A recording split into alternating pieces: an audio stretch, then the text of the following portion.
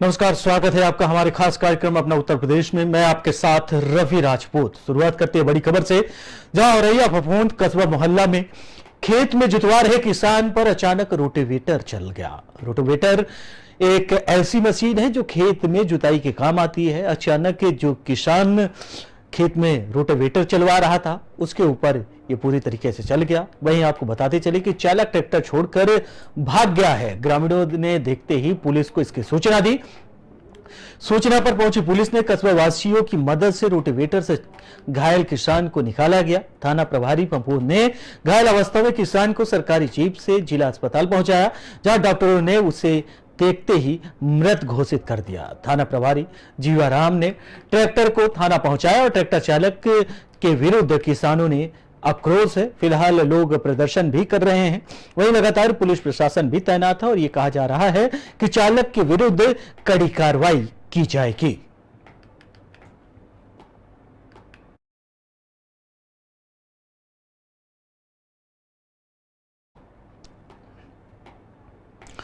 बढ़ते हैं अगली खबर की ओर, जहां शादीशुदा युवक के प्यार में पागल युवती ने प्रेमी के साथ मौत को गले लगा लिया। आपको बता दे चले कि शादीशुदा एक युवक और युवती एक दूसरे से प्यार करते थे, लेकिन अचानक पेड़ में उनका लटका हुआ शव मिला।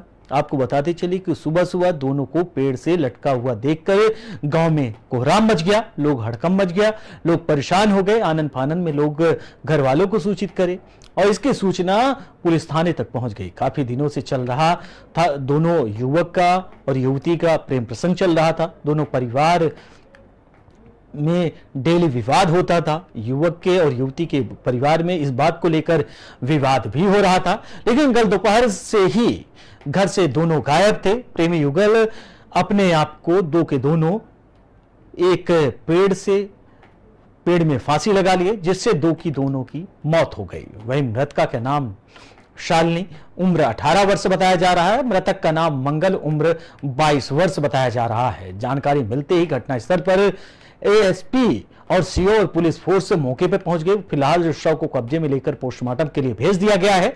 जांच पड़ताल में पुलिस आगे जुट गई है। बाराबंकी के रामनगर थाना क्षेत्र के अंतर्गत साधारणपुर गांव की यह पूरी घटना है।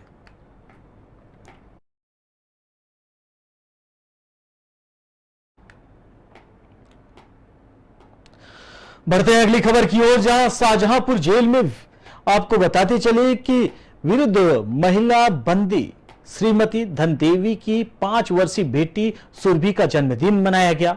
जेल प्रशासन द्वारा बड़ी धूमधाम से एक बंदी की बेटी का जन्मदिन मनाया गया। आपको बता दें, कार्यक्रम स्वयंसेवी संगठन IKMG के अध्यक्ष श्रीमती रजनी सेठ के सौजन्य से आयोजित किया गया था। कार्यक्रम के प्रारंभ से ही महिला बंदियों और बच्चों में जबरदस्त उत्साह देखने के लिए मिला। सभी महिला बंदी वाद यंत्रों पर जन्मदिन के गीत और सामूहिक नृत्य करती नजर आई। सभी बच्चे नई नई पोशाक पहनकर खुश नजर आए। जन्मदिन के मौके पर 7 पाउंड का आलिशान केक मंगाया गया था। वही कैंडल लगाकर बालिका सुरभि से कैंडल जलवाकर उसकी मां धनदेवी और स्वयंसेवी संगठन IKMG के अध्यक्ष श्रीमती रजनी सेठ और जेल अधीक्षक मिजाजी लाल ने सभी अधिकारियों और महिला बंदियों के साथ मिलकर केक काटा और हैप्पी बर्थडे सुरभि भी कहा।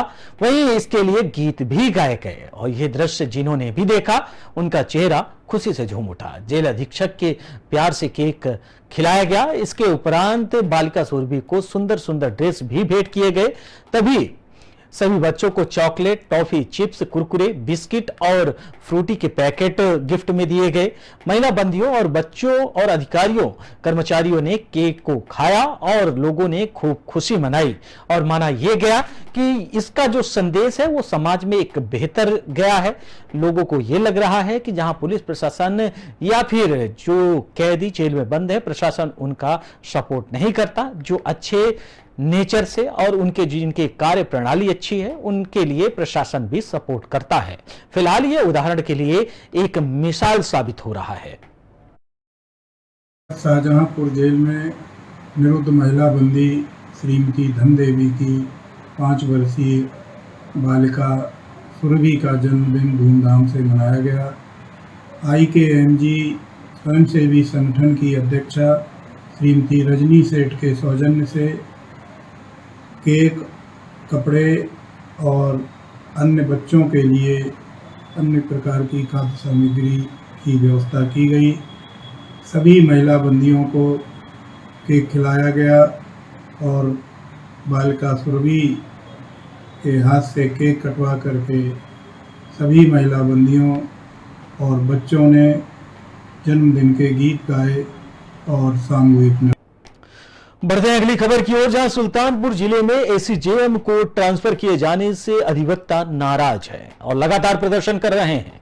इस दौरान अधिवक्ताओं ने जिला न्यायालय का मुख्य गेट बंद कर दिया और न्याय कार्य बंद कर जमकर हल्ला बोला। आपको बता दें, शांतिपूर्ण प्रदर्शन किया।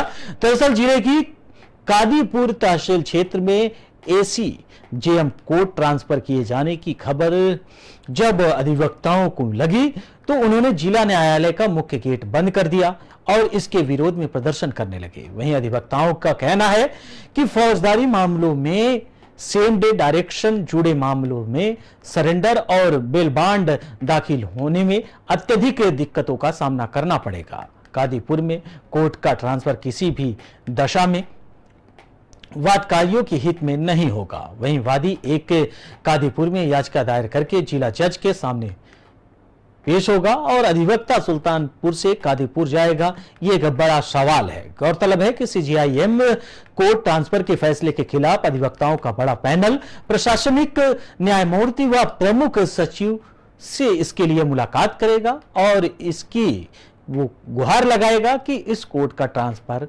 ना किया जाए। फिलहाल आपको बता दें कि सुल्तानपुर बार अध्यक्ष महासचिव ने सभी अधिवक्ताओं से शांतिपूर्ण विरोध करने के लिए अनुरोध किया है। जो आदेश आप बताते हैं उस आदेश यानी हम हमारे सुल्तानपुर को कभी नहीं रही। जब जानकारी हुई तो इसके लिए हम लोग सतत संघर्षशील हो गए हैं और इसके लिए मैंने एजे से भी मिला, उनको ज्ञापन दिया, हम एलआर से मिले, उनको भी ज्ञापन दिया। अभी तक उन्होंने कोई एक्शन नहीं लिया है। ऐसी परिस्थिति में हमारे सामने हड़ताल के अलावा और कोई चारा नहीं रह जाता है। इसलिए हम शांतिपूर्वक अपना ये कार्यक्रम जारी रख रहे हैं और आज डीएम साहब को हम लोग इसका ज्ञापन देंगे मुख्यमंत्री जी के लिए। अब देखें क्या वहाँ व्यवस्था होती है, तब हम लोग अगली कार्रवाई जो है अपनी जारी रखेंगे। देखिए, जो गवर्नमेंट की डिसेंट्रलाइजेशन की पॉलिसी है जुडिशरी को, अधिवक्ताओं की ताकत को, एकता को तोड़ने का एक षड्यंत्र मैं कहूँगा। और जो हमारी लोअर डिवीज़न की जुडिशरी भेजी जा रही है उससे वादकारियों का क्या अहित हो रहा है, मैं अधिवक्ताओं की बात नहीं कर रहा, मैं वादकारियों का क्या अहित होगा वो आपको बता रहा हूँ। कि सपोज़ किसी मुवक्किल का सेम डे का डायरेक्शन है तो वो सरेंडर करेगा कादीपुर में और 40 किलोमीटर दूर आकर बहस होगी उसकी 2 बजे जिला जज के यहाँ। तो ये प्रैक्टिकल नहीं है, इससे वादकारियों का हित प्रभावित हो रहा है। दूसरी चीज़, हमारी माननीय उच्च न्यायालय और माननीय सर्वोच्च न्यायालय दोनों जो है वो वर्चुअल कोर्ट्स की बात कर रही हैं, उनको प्रमोट करने की बात कर रही हैं। तो मेरा ये कहना है कि कादीपुर में नया जेल बने, कादीपुर में नया इंफ्रास्ट्रक्चर बने। गवर्नमेंट के पास उतना पैसा नहीं है तो आप वहाँ पे वर्चुअल कोर्ट इस्टेब्लिश करिए और वर्चुअल कोर्ट को सेशंस कोर्ट से कनेक्ट करिए। जो हमारे कादीपुर के अधिवक्ता भाई हैं वो वर्चुअल कोर्ट से वहाँ से ईमेल फाइलिंग कर सकते हैं और ईमेल से पूरी आर्ग्यूमेंट कर सकते हैं। तो अभी कादीपुर में अधिवक्ताओं के बार में कोर्ट चल रही है, कोई इंफ्रास्ट्रक्चर।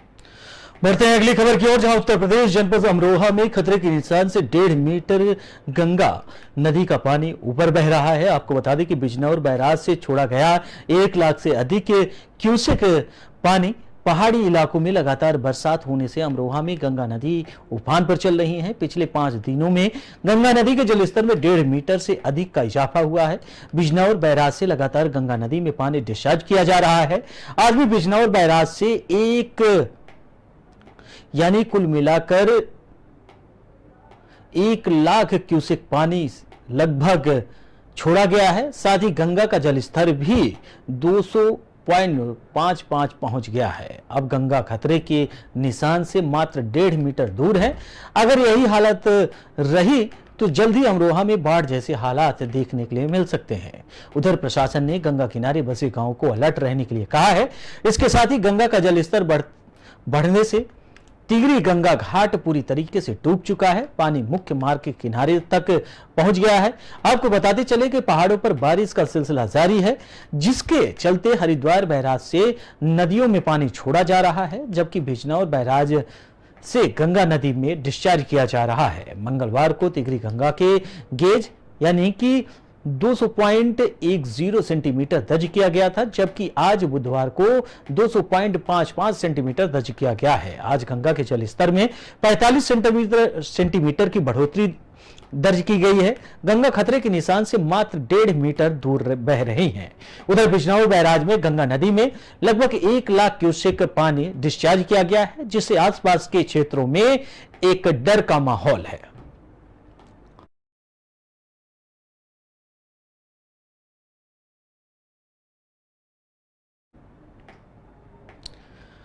बढ़ते हैं अगली खबर की ओर, जहां उत्तर प्रदेश के जनपद अमरोहा से है। जिले भर में लगातार 6 दिन से तेज बरसात हो रही है। बरसात लोगों के लिए आफत बन गई है। लगता है कि बारिश नहीं, आसमान से कहर बरपा रही है। तेज बारिश के चलते जिले भर में 5 गरीबों का आशियाना ढह गया है। मलबे में दबकर 6 लोगों की और उसके साथ बच्चियों की भी घायल होने की सूचना है। वहीं गरीब भी आस पास गुहार लगा रहे हैं, उनके घर उजड़ गए हैं। वहीं शासन प्रशासन लोगों की गुहार सुनकर मदद के लिए लगातार पहुंच रहा है। आपको बताते चलें, उत्तर प्रदेश के जनपद अमरोहा में लगातार 6 दिन से तेज बरसात हो रही है। वहीं जिले भर में अलग अलग स्थानों पर बारिश तेज के चलते 5 मकान ढह गए हैं। गनीमत रही कि घर में मौजूद लोग मलबे के नीचे नहीं दबे, वहीं ये बड़ा हादसा भी हो सकता था। गांव दाऊद सराय, बछराऊ और सैमली हसनपुर कला गजरौला में आसमानी बारिश से इन गरीबों पर आफत बनकर बरसी है।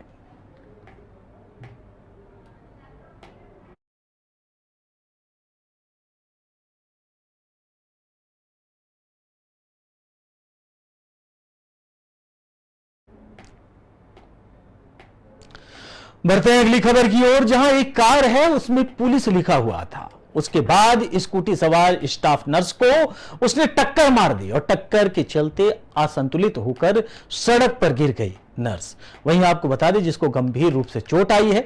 टक्कर के बाद जमकर तमाशा भी हुआ। मौके पर काफी भीड़ इकट्ठा हो गई और कार चला रहा युवक महिला स्टाफ नर्स से बदतमीजी भी करता नजर आया, और जिसके बाद स्थानीय लोगों ने जमकर तांडव किया। वहीं कार चला रहे शख्स द्वारा खुद को क्राइम ब्रांच में अपने आप को पुलिस का एक अधिकारी बता रहा था, जो बता रहा था कि हम क्राइम ब्रांच में हमारी पोस्टिंग है। टक्कर के बाद महिला की मदद कर रहे लोगों ने बदसलूकी का आरोप लगाया। वहीं बवाल बढ़ने पर पुलिस भी पहुंच गई। वहीं इसका वीडियो सोशल मीडिया पर जमकर वायरल हो रहा है।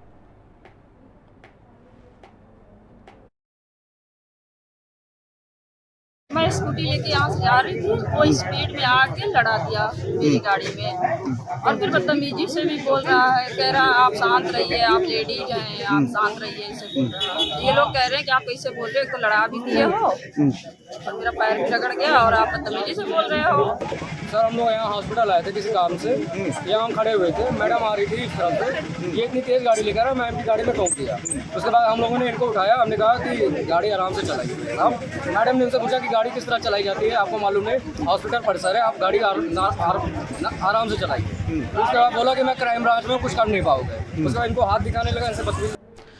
बढ़ते हैं अगली खबर की ओर, जहां लगातार पड़ रही बारिश अब लोगों की जान पर आ गई है। लगभग 6 घंटे की बारिश ने जहां जनजीवन को अस्त व्यस्त कर दिया है। आपको बताते चले कि एक गरीब के आशियाने को उजाड़ दिया है। भीषण बारिश और चमचमाती आसमानी बिजली के बीच गरीब का मकान ढह गया। मकान के मलबे में बच्चों सहित 4 लोग दब गए। ग्रामीणों ने रेस्क्यू कर मलबे में दबे सभी लोगों को बाहर निकाला। सूचना पर एसडीएम और स्वास्थ्य विभाग की टीम पहुंची। सभी घायलों को उपचार के लिए जिला अस्पताल में पहुंचा दिया है। आपको बताते चले कि भीषण बारिश और आसमानी बिजली में मकान गिर गया, और यह पूरा मामला सदर तहसील के गांव फिरोजपुर का है, जहां पर गुरुवार सुबह ग्रामीण तालिब का मकान भरभरा कर गिर गया और मकान के मलबे में बच्चों सहित परिवार के 4 लोग दब गए। भयंकर बारिश के बीच मकान के मलबे में बच्चों को दबने की सूचना परिवार ने चीख पुकार मच गई और वहीं गांव के लोगों ने भी तुरंत मौके पर पहुंचकर किसी न किसी तरीके से परिवार के सभी लोगों को बाहर निकाला और उसके बाद सभी को सामुदायिक स्वास्थ्य केंद्र में भर्ती कराया। फिलहाल सभी की हालत सही बताई जा रही है। नमस्कार, मैं डॉक्टर मनीष, चिकित्सा अधीक्षक समुदाय स्वास्थ्य केंद्र संबल।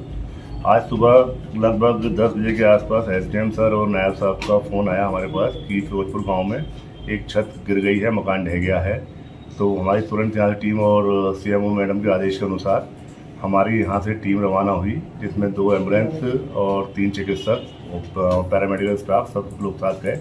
वहाँ जाके देखा तो उसमें करीब कुछ लोग दबे हुए थे, जिसमें हम लोगों ने हटवा के वो बच्चे बाहर निकाले गए। तो उसमें लगभग 4 बच्चे ऐसे थे जो आंशिक रूप से गंभीर थे, उन्हें हमने जिला अस्पताल रेफर कर दिया गया और जिला अस्पताल से हमने प्राप्त सूचना के आधार पर पता करा तो वो बता रहे हैं कि बच्चे ठीक हैं, कुछ ऐसा मेजर कुछ नहीं। फिलहाल इस बुलेटिन में हमारे साथ इतना ही। बाकी देश दुनिया की तमाम बड़ी खबरों से जुड़ने के लिए देखते रहिए पी न्यूज। नमस्कार।